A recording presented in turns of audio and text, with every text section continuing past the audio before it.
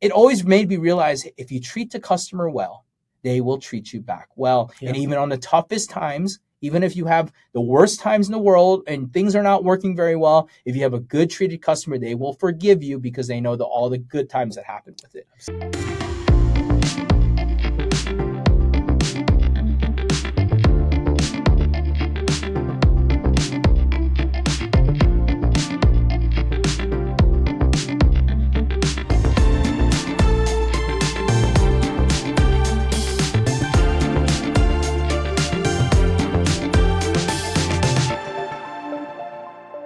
Hello. Welcome to another episode of the Always Be Testing podcast. I'm your host, Ty DeGrange, and I'm stoked to be here with Jimmy Kim. What's up, Jimmy? Hello. What's up, man? Thanks for having me here. So happy to have you here. This is awesome. And we're live, as close to live can be in Austin. I know. Back to in-person stuff. I love these in-person pods. It's different than a Zoom call, or different than any kind of recording call. So it's always nice to do this. I love it, man. We can pick up on a lot more, and it's awesome to have you in person. And congratulations on making the move out to Austin as well. Absolutely. Glad to be out here, man. Heck yeah. Now, you were just out in Palm Springs for, was it E-Tail? Yeah, E-Tail West. How was it? It was good, man. It's an interesting group of people. I was telling you in the elevator when we were coming up, it's got this like weird intersection of this retail mind to this digital world happening there. And this year they went more digital and they saw a larger presence, a larger audience, a lot of learning. So it was cool to see a lot of brands, mid-sized brands to large enterprise like Forever 21 and things like that we saw on the market out there. But it was a good event. It's always a good event. It's one of those weird events that as a software company, it's kind of one of the events we have to be at regardless of whatever. It's like if you're relevant in this space, you've got to be there and show there. Yeah, what well said. We definitely feel that for the shows that we need to be at, and it definitely makes a lot of sense. Yeah, I feel like what you said earlier about kind of that intersection of older media kind of meeting new and up and coming is really interesting and makes a lot of sense. How are you kind of seeing that play out? Yeah, it's, as much as we live in this digital space, you got to remember a lot of the world still doesn't. Mm-hmm. And you're slowly seeing new companies, new verticals, new things starting to show up in this space. And I think we're still probably decades away from this full adoption. I still think that we got plenty to go, but it is getting better and better, faster and faster. And it's exciting, man. As I've grown up and seen this thing for the last 20 plus years, it's been cool. I started on the internet, right? Like I started on the internet and it was a very different internet than we started and have today. Amazing. Yeah. It's come, full circle in some ways, and it's gotten more mainstream in many ways. So I couldn't agree more, and it's gonna be fun to dive in with it. For those of you who don't know, Jimmy Kim is a legend and a champ and doing some amazing things, leading and founding Sendlane, and can't wait to dive into all the things with you.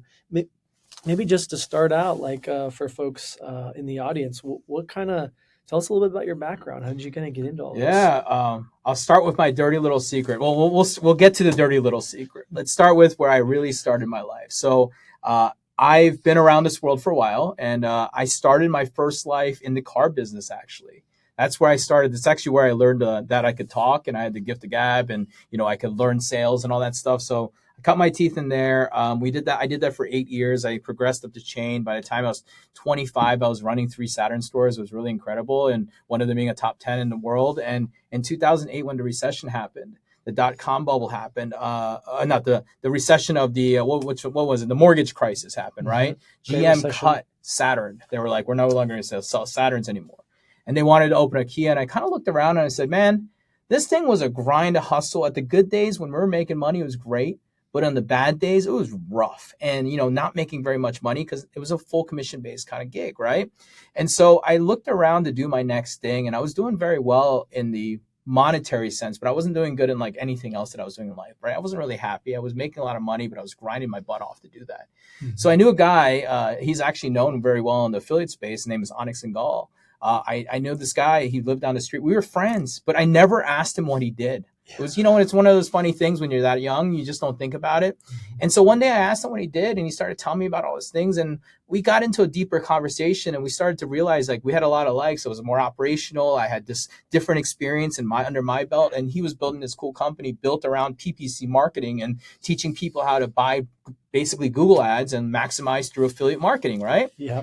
So I told him, hey, I want to learn this digital thing. I had no idea. I don't know, but I'm good on the computer. I know I'm pretty quick, right? So I was Yeah. like, teach me this thing and I will help you with your operation and your business and help you, manage it and learn how to scale it and do the things that I know how to do, which still translate to what you do today.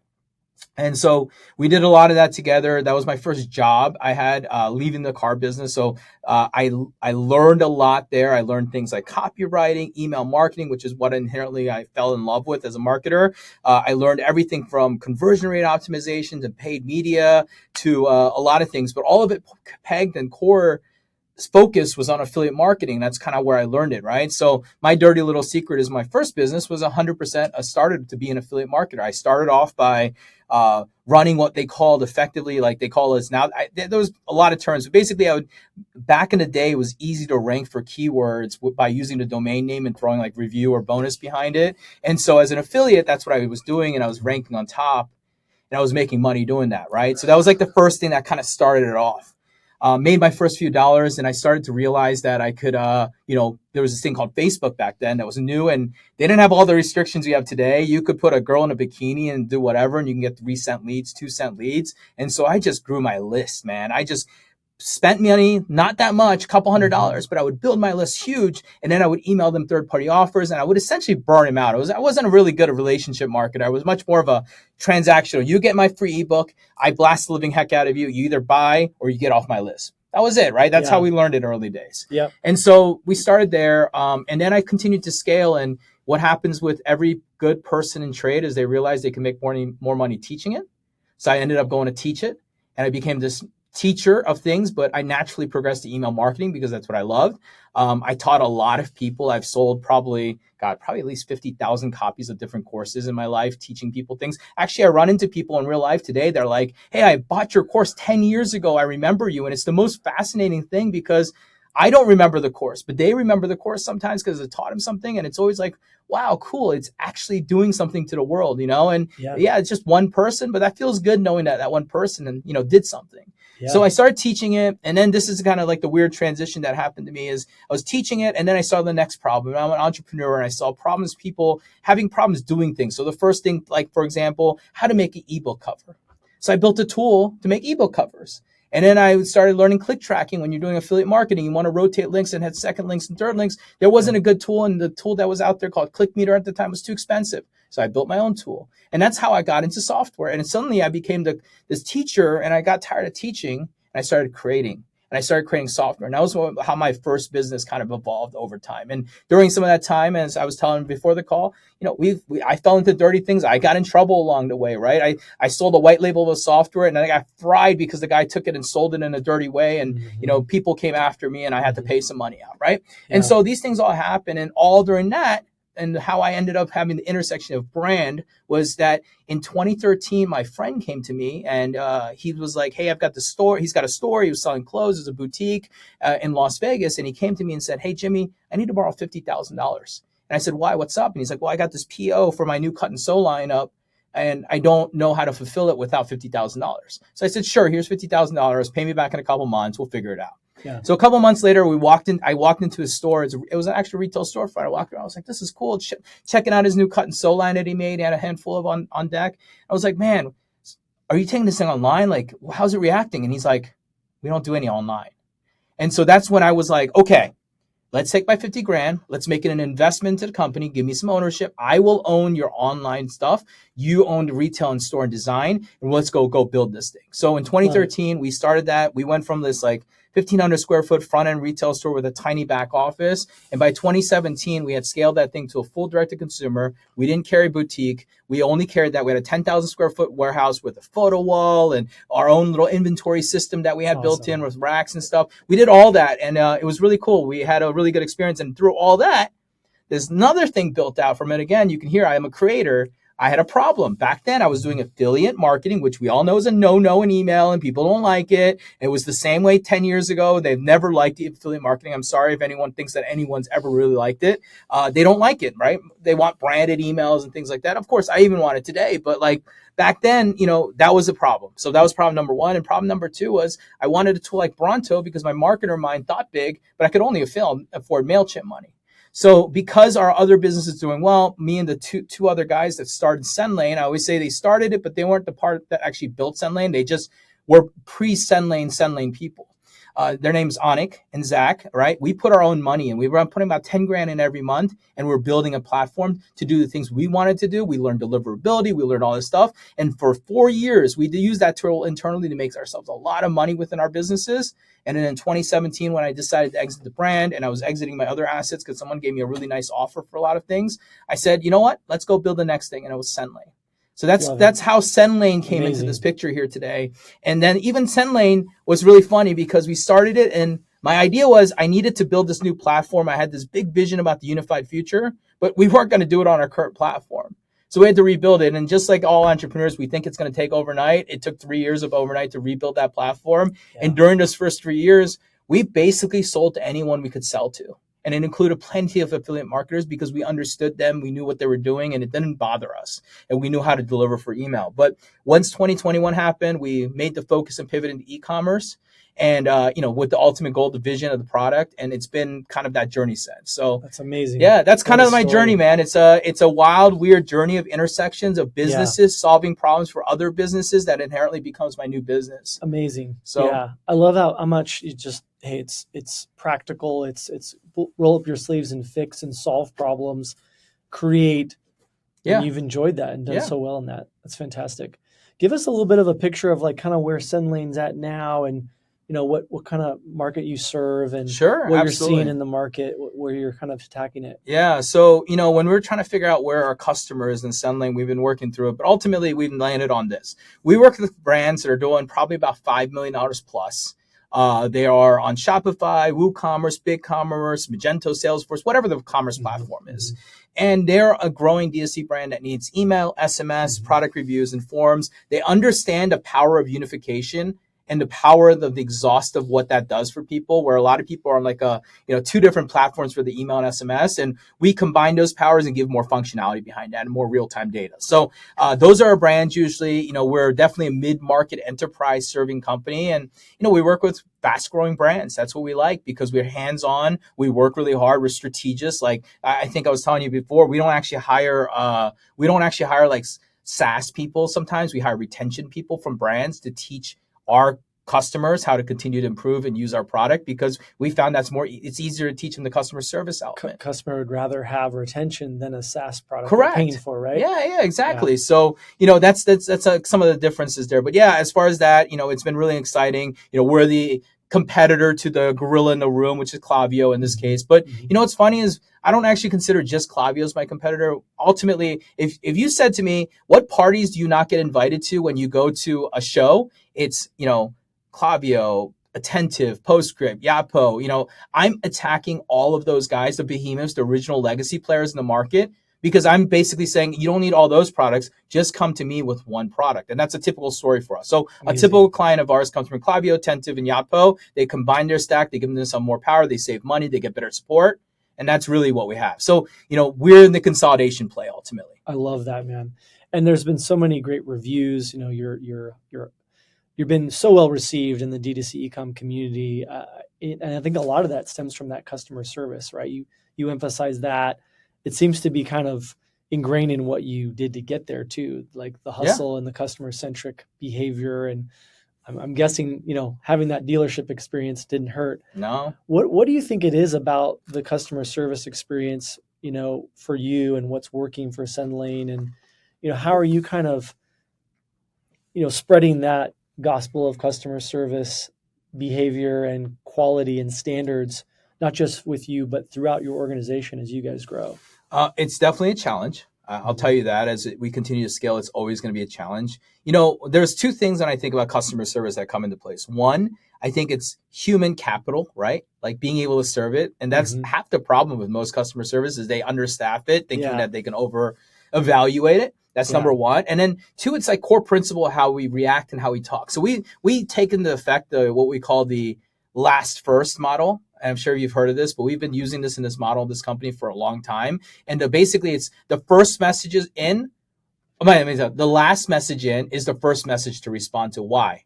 Because a person who's been waiting 5 minutes is not going to care if it's 6 or 7. But a person waiting 30 seconds, if it's 20 seconds later, it feels fast, right? So it's positioning and mentality and mindset that come into place when it comes to it. And then the second part is just the rigorous training we put our people through.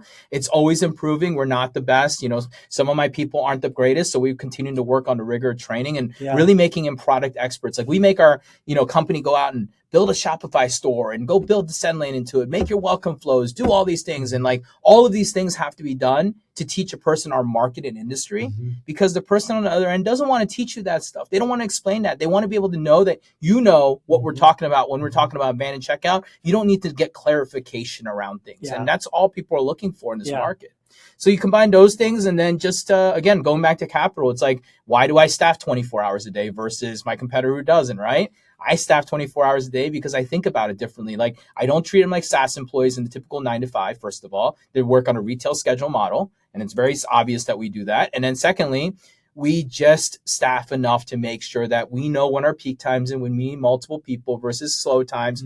It's really not that hard. The data is right there, and it's really easy for a very small amount of money to please people, especially when you're up at 1 a.m. banging your head because you were trying to do something. Having someone say something to you is really nice to have. And we've learned that that's what people ultimately want, right? They just want communication. They just want to know, because if you think about it, we're just an internet website as far as they're concerned. They don't know about the people often. And if they don't, they knock on that door, they want to hear something back. Even if it's we don't know or something's wrong. That's better than no noise at all. There's such a alignment with the values and behaviors and time of a customer. You've kind of matched that up really cool. And I think that, there's simplicity in your message too, which I really respect. Not a lot of people. I think a lot of people get caught up in the, academic stuff around this. And it's, a lot of that stuff is nerdy and fun and intriguing, but at the end of the day, you're just trying to match up, help a customer out, solve that pain point like you were doing earlier in your career. That's it. It's always been like that. And I think it's, you just put yourself in your shoes on the other side. And again, being in as a merchant, like, look, I get what it's like to be a merchant. Like, you look at SaaS companies. When I was a merchant, when SaaS companies used to hit me up and be like, let's go here, or let's go get socks, or, I'm going to send you some socks, or like whatever it might be. Right. I was like, hell no, I don't want to talk to those nerds. Like, honestly, that's how it was. I was like, I don't want to talk to those guys. I'm a cool brand guy. Like, I'm a fashion guy. Right. And I look back and I laugh because I'm now on the other side. I'm looking over at him, and I know exactly what you're thinking about all the time, how you perceive me. Of course you should perceive me like that, right? At some place. But there's the one intersection I've done great in the market is like showing people that I'm not, though I'm here and I'm going to sell you something, I'm also going to provide you value. I'm going to show you why we're relatable, and I can actually help you because I've been in your shoes, right? That's it. I can help you because I know what I'm talking about, because I did it for years on years and years, right? I love that. And I always consider myself, first and foremost, when people ask me, what am I always tell people I'm a 16-year email marketer. That's what I consider myself, man. If everything collapses in my life, I will always be the best at email. And I know that about myself. And I keep up. I know everything end to end from deliverability to conversion. And it's like running email around me is like the easiest thing. Like, that's where I'm the Michael Jordan. Everything else, I do what I have to do. I'm in business because I have to do it, not because I wanted to do it, right? I just replaced myself with the CEO and hired a guy to take over. And it's been the most wonderful thing I've ever done in my life, because now I can go be me more and less about this whole finance and operational and HR things that I never really knew. I just learned on the job, and they were great as a founder. But now we're at a place of scale that if I do something, I actually cause repercussions and cause problems. And man, I don't want that responsibility anymore. And that's the beauty of being a founder. Like, it doesn't matter. I can definitely identify on a lot of those fronts, right? Coming from the advertiser side, knowing what it's like to be in their shoes, and then an agency that's addressing that. You guys are doing very similar. That's your perspective. And then similarly now, as the founder, it's been 10 years for me in this, which is crazy. I've got to really be thoughtful about kind of where I play well. And I think, how big are you guys now? We're an 82-person organization, north Congrats. of $10 million. So like, amazing. We're moving, right? We're moving and shaking. So even more. Yeah, things are happening really well in the company. So yeah, man, it's a good place. Like we're Yeah. moving.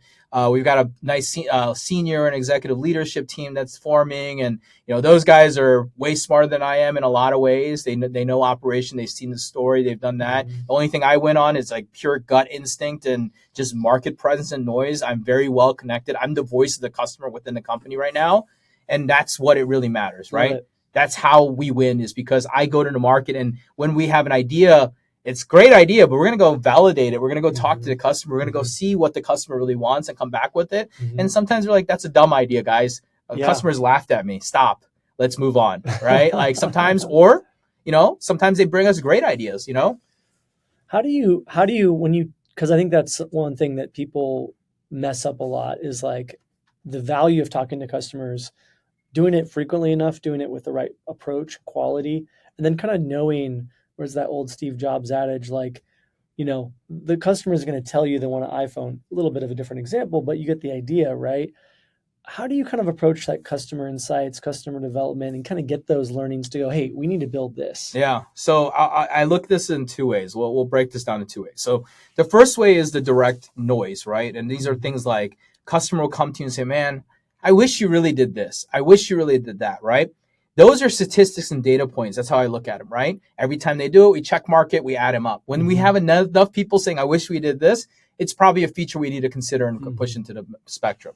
The next one is more the product interview, right? And talking to the customer and going out. This is where I think companies fail. And I'll tell you where companies fail. Companies go, all right, it's product interview time. Let's get a gift card together. Let's go out to all these customers that we've never talked to or only talked to 3 times, and let's go ask them for their opinion. They're just going to do what they want to do, and some of them will be truthful. But where we've established great relationships is we have a core group of customers that are powerful. They want to be in the feedback loop with us, and we talk to them like humans. We know what's going on with their business outside of email. We know that they're having troubles or they're having a great time, whatever that might be, right? And so when you have that, you have a core group of people that you can tap on and have an honest conversation about something. And they'll tell you, Jimmy, that's really an important thing to have, but that thing is nice to have, but it won't be a big deal. So we can prioritize and get better at it. So, we've done a really good job listening. I think that, even our product, in the SaaS metric side of things, we want to see good adoption. We see about 65, 70% adoption of our tool, daily login over 50%. I mean, these are things that we want to see as high level metrics to make sure that people like and enjoy our product, right? It means we're building the right thing and it's a sticky product. And so that's where it comes down to for us. And, listening to the customer is, it's listening and making sure you're listening with intent, but not acting on every listen. It's really listening and congregating data to make a well-educated decision, but they're usually telling you ultimately. Yeah. You know what I mean? Yeah, I love that.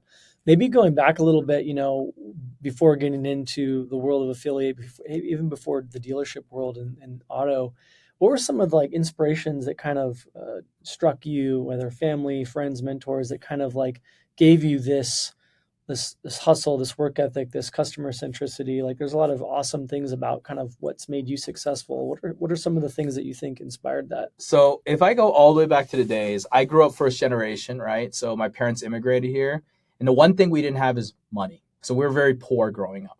And so I will always be honest about this, I started my life just wanted to find ways to make money. And so finding money means that you got to find things you can do when you can't legally make money. When you're 12 years old, when you're 10 years old, you can make money. So I started my first principle of always hustling to find ways to make money, though it could be selling newspapers or selling lemonade stands or washing cars or mowing grass. I will say that I did learn scale early on in my life in the funniest ways because I was really good at talking. I didn't know, but I would be the guy who sold. And I would go door to door and sell while my guys, right, my friends would mow the lawns or wash the cars. So I never actually had the grunt work. I would always be the guy who'd sell and collect the money, and then they would do the work. So we had a good system going really early in my life. And so I combined that with my father. So my father, being a first generation, he came here, learned a skill, and basically opened his own store. And he worked there for 6 days a week. Monday through Saturday, he opened and closed. He's the only employee and it's a small business, right? Yeah. And so watching him do that, and on Sundays we had family time. I've kind of molded myself into the same thing ultimately, not on purpose, but it just realized like that's the effort you have to put in to have a successful life. Yeah. Obviously, I look at myself and my sister, and we've done well in life. So Yeah. I thank them for that because of that. And I look at my dad and say, hey, he put in the work and the effort, a hustle to make sure that we have that better. And now I have to do that for my kids, right? Amazing. And so I would say those two things principally, I wanted to make money and I saw how to make money was to grind, right? That's the two things I correlated together and I've just been my principle. And then to your customer thing, man, I'll go back to a book. I actually start with a book that really changed my mind. In the dealership world, growing up, I was customer-centric because I was trying to make deals, close deals, and I didn't want to get yelled at, get terrible CSATs, all that stuff, right? Yeah. But there was a book called Delivering Happiness by Tony Hsieh. The late Tony Hsieh, founder of Zappos, great guy. I've actually met him in person before. And I read his book all the way back in 2011. I actually was in a mastermind for an affiliate thing. I was in a mastermind and we were actually coming out to Vegas because we had been top 5 people and we were going to win a party. Nice. And one of the things they did was they gave us a tour of the Zappos back then, right? Yep. So I actually walked to Zappos. They were shining his book. Tony signed me a book. We talked and eventually I moved to Vegas and I saw him. But I got that book and I was reading it back on the plane and I was hooked right from the beginning and I read it. And what it really poured out to me was not the fact that it was customer centric, but really understanding how they presented their model within the company, right? The whole thing was if you called Zappos and said, hey, I wanted a size 9 Nikes, and they didn't have size 9 Nikes, they would go on the internet, find you size 9 Nikes and say, hey, we don't have it today, but Nordstrom.com has a size in your pair today. And they'd be like, wow, thank you. And leaving that long tail, right, is what got people to at least come back. And in e-commerce and retail, the thing you have to do is get people to come back. That's where the money's made. Not the first visit, not the first sale, but the repeat purchase, right? So it's the same effective idea that they put. So when I read that in a book and I started reading the stories and understanding how they're doing it, it always made me realize if you treat the customer well, they will treat you back well. And even on the toughest times, even if you have the worst times in the world and things are not working very well, if you have a good treated customer, they will forgive you because they know all the good times that happen with it. Absolutely. But if you don't treat them well and the bad times happen, they holler and scream. And so I realized that is a differentiation and a lot of people can't do it because they don't have the mind. I'm not a tech founder. So when I don't have the technology behind me, I'm a sales and marketing guy. And when I think about sales and marketing, then my third differentiation is be really great to your customer, right? There you go. So that's how it all came together. That's amazing. That's the book that inspired me, I would say, going back. And it's the book that I recommend to everybody if you really want to have a customer-centric mindset. I love that. It's such a great call. Tony Hsieh is a legend, and it's such a great call out. Thinking about, always be testing, obviously a huge part of the pod's, ethos. You've talked a lot about subject line, click, value of matching up intent with offer, keeping it simple. There's a lot of great learnings in some of the things that you've shared, publicly. What are some of those learnings that you can share, through, maybe throughout the Sendlane experience or just the email marketing experience? Are there things that you think people are missing? What's the big thing that you think people are kind of missing out on or they mess up on when it comes to email and SMS? Having access to thousands of accounts is pretty interesting. And seeing the biggest brands, the small Joe Schmoes that are in the brand, it's interesting. But, there's common things that I always laugh about. The bigger the brand, the easier their marketing, the easier their complexity, the easier their thought process is, and the more revenue generate. And the smaller the brand, the more overcomplicated things are, the more over-engineered things are, and the more overthink. It's really one of the most fascinating things that I see. And it's this weird intersection. So I'm going to take a small brand and they're going to over-engineer themselves by having too many conditional splits, too many flow splits, things that nobody's. If you have 10,000 customers and 200 people end up in one part of your flow, that was probably a bad flow and a waste of your time. But that's how they over-engineer it at the small stage. They over-engineer segmentation. They over-engineer a lot of principles. Then on this big side, they do none of it, right? Which is really interesting. They do less of it. They do very little segmentation, very little automation flow, just the basic rudimentary, and they just let it run. And ultimately, I would say the biggest thing that I've taken away from all of this is just have a good product, man. That's the secret. I hate to tell you guys all this. I'm gonna ruin myself here, but just have a good product or service, and the repeat customers happen. The brand equity happens, and no matter what, you don't have to have tricks or tricks. And I'm going to tell you this because we've had clients. Like I had I'll talk about it. I think I can talk a little bit about it, but like we supported Kanye West's recent launch, right? That's our client. And no big deal. Yeah, no big deal. But Let me tell you, everything that he does in email is against the principles of everything that you're supposed to do against email. But you know what? When you see a 15% click-through rate on million plus sends, you've got a rabid audience. And even though you put an image and a 5-letter word on the top and a simple, not even a button. Listen, not even a button. The only way you can click through is through the image, right? Like if you had that kind of power and brand, then all power to you. Nothing what I say matters. But most brands don't have that kind of power. They don't have that kind of energy. All they have is, well, they got this little tiny thing that, they have and they think is so important. But the reality is, I hate saying this, if your product sucked, they're not going to come back to buy you. If your product was good, they seek out to buy you. Yeah. You know what I mean? Yeah. And so my number one commonality is product. That starts. We were just talking about today and related to a client looking to kind of emulate a strategy on influencer with a brand. And it's like, hey, it all starts with this product being crazy retention, crazy word of mouth, crazy sticky. People are coming out and seeking it. Eyeballs in stores. It stems from that, and I think it's spot on. We're kind of doing a similar thing where, brands kind of want us to create the next big hit, and you got to have a very solid product to kind of make that work. That's a great learning. Yeah, exactly. That's product when it comes in. If we dive into email, I mean, it's the same thing I always say. It's audience management. Yeah. Audience management is poor in the market, no matter who you talk to. There's very few people who are doing a good job with it. And as simple as it sounds, I always laugh that, retention marketers fail at it where, if you talk to a media buyer top of the funnel, they're amazing at audience management because that means everything to them. Email is so broad like a net, right? Imagine taking an ad buyer and putting in the email. They would create all these different ads. They would create all these different types of emails. They get all targeted and directed. It's kind of how you got to start running it if you really want to be good at it. But the reality is, again, I take this back again.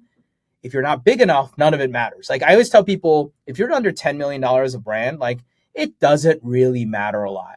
Just run some audiences, some basic strategy behind it. You'll be just fine. Don't tweak for the 2, 3, 4% there because you're going to make way more money on the top of the audience. If your product is good, of course. If the product's bad, none of this will matter again. Yeah. So no, I love that. It's the big and small thing is very telling. It's very interesting. We definitely see a similar correlation, and sometimes you got to the keep it simple message is valuable, and knowing what you can focus on. Yeah, certainly, you should. There's certainly things that you can optimize for. Where are you kind of hoping to take the Sendlane experience? What do you think is next? What's coming? Yeah, I mean, it's product, right? I think, okay, I'll tell you the vision. I guess there's the vision and then why we're building the products we are. Mm-hmm. So we're unifying the stack, very simple. We're trying to bring the stack away. And we're not bringing it because I want to steal everybody's customers. Like that's not the whole goal. The goal is, look, when I was a brand, the one thing I really needed to understand was life cycle attribution. I'm talking about point of identification to end of life cycle when they left. And we all draw fancy maps and things, but the reality is they go through reviews, they go through loyalty, they do all this stuff. And if I can bring effectively all the tools together under one roof, I can see that data, and then I can apply machine learning and AI into that to optimize speed of repeat buying cycles. That's what I want to figure out, incrementality of how to speed up the life cycle of a purchase. Because if we can, that increases cash flow, that increases bottom lines for the business, and that's truly a beneficial tool. Today, we run a static system. You run automation flows and you run emails and SMS. Those are pretty static if you ask me. They send 12 to 48 hours later on the email, it's pretty much dead. SMS, you got 2 hours, 3 hour window, and then it's dead, right?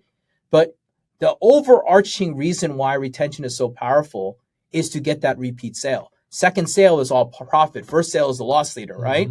And how we can increase the people to get that second sale is what we're working towards, right?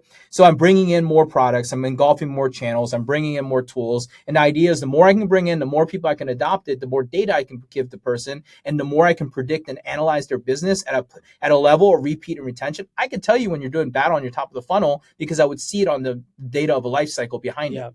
You know what I mean? It's slowing down, dude. You're getting less people coming in your funnel. You need to increase your funnel velocity for retention to work. We all know no retention, no acquisition, no retention. Yeah. You know what I mean? Yeah. Too many people think you can just cut off the faucet on acquisition and your retention will carry you for months. Unless you're Apple will probably effectively cut off all their marketing, still do just fine for years, right? Unless you're That's how Apple, much which they've you're built not, up. because Yeah. they're not listening to our Yeah. podcast. If you're Apple right now, No. making these decisions right No. now, maybe they are. I don't know, but I effectively think that people think of themselves too big and Yeah. broad, Yeah. and forget who they really are Yeah. and what their product really is. Yeah. You I know? love that. And it, like, Reforge does a great job talking about this. We've talked about it a lot as an agency, but you got to have that retention as the foundation. You got to have that ability to monetize really well. And then you have to have that acquisition. You can't live with one Nope. or You can't live one, the yin and yang. You can't have one without the other. Yeah. You have to have both together. I love it. I love it. We're going to have to definitely continue down the agency channel partner route, because what you just listed out on the AI side sounds very attractive. So I think we're going to be plugging in and probably recommending you to clients and getting some suggestions over there. Is there like this is kind of in the nerdy side of things on the AI stuff, but is there like a data set you feel like you kind of need to have minimum viable to really kind of make the AI sing, or is it more of a future thing where you want to build towards across all of the functions of Sendlane? Yeah, it's more of a function into the future. I think like adding AI for like writing a segment or creating some content, that's just bridging a time gap between copy and paste from another platform. That's not super exciting to me. Agreed. What I think is, if the whole principle of why it's so cool what AI can do with large, LLMs and stuff like that, is the fact that you're bringing a lot of data together and you can search that data really fast and make questions really fast around it. And so when I think about it is, why I need to get more of these touch points is because I understand a customer's life cycle does not end with my email or SMS. It starts often with my email or SMS, right? And it are touch points along the way, but there's all these other valuable touch points to the brand that we aren't seeing and tracking. And until I can track that, I can't predict an optimization. I can predict when a customer is most likely going to buy. And it's really easy. It's roughly about 14, 30, 60, 90 days away. Like if you use that model, that's most likely your rebuy purchase. You'll get spikes, paydays, things like that. You can see all these spikes. Yeah. But a lot of that data today doesn't really paint the full picture, and it doesn't give you. That's why attribution modeling is so screwed up right now, is because it's really hard to understand this. Everybody wants to take credit. Who doesn't want to take credit for something, right? But the reality is we don't know until we can see the full picture. And so, our future is to build into it, and our future is to find ways to leverage it in the right way. But I don't think the things that some of the companies out there today are doing are very effective, in my opinion, for what AI really can do. And it's actually a poor example of it ultimately. Very few people get the full picture, to your point, and so many people are kind of knocking at the door to answer questions around attribution, answer questions around incrementality. And I feel like there's still a lot of gaps. And then when you do lay out kind of, hey, this is what we kind of need to do to correct or assess or have the full picture of attribution, or even similarly a related topic of incrementality, they're often kind of like, then it's like, oh, well, I don't know if I want to go down that path of the time and effort and cost and resources. And so it's a real, like if you think about it, like a post-purchase occurs and then you've got review, right? And we know if a review made 12 days later, they'll make a repeat purchase. Can we get that review a little bit earlier? Can we get that post-purchase? Little things is all incrementality takes, just small optimizations. But again, all the touch points, all the data aligned into a single line of attribution, meaning like all the same data points from a single platform, will allow me to figure out how to optimize. You know what I mean? And so it's the pipe dream. It's the one that I've always wanted to from the day I started this thing. The only difference is like we've changed some of the channels. Like I looked at my 2018 deck and I had like ringless voicemail on it. I was laughing. I was like, remember, that was hot back then. I thought ringless voicemail is the future. We didn't have Zoom. Yeah, exactly. So Ring Central. Yeah, exactly. You know what I'm talking about. Yeah. So I thought that was the future. So I eliminated that off the deck into the future. But Amazing. just thinking about like, how do you bring it all together so you can actually see clarity in the data? Love it. That's always been the dream. And that's what we're trying to do, not just dump data on clients, but really give them some insights and help sift through the noise. That's what it's all about.